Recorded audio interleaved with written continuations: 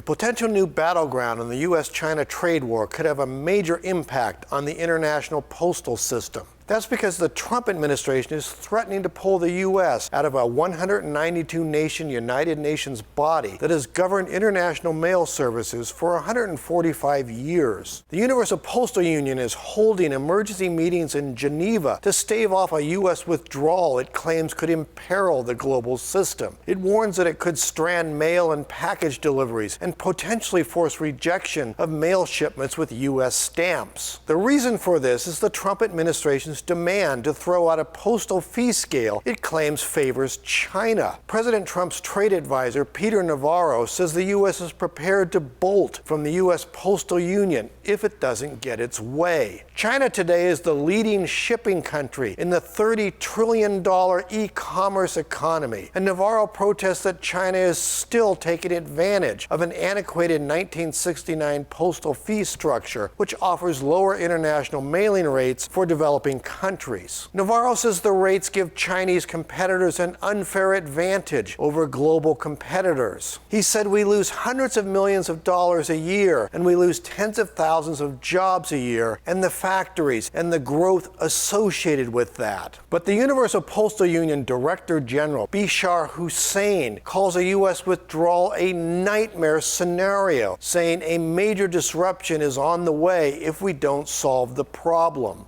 He said, if the United States leaves, you will get these piles of mail you were talking about for sure, because somehow every country has to figure out how to send mail to the United States, because the traditional system will completely shut down. Delegates of the Universal Postal Union voted 78 to 57 with 9 abstentions to reject a U.S.-backed plan to change the international rate structure. Hussain says he remains very optimistic a deal can be reached, despite his warnings over dangers of a U.S. withdrawal.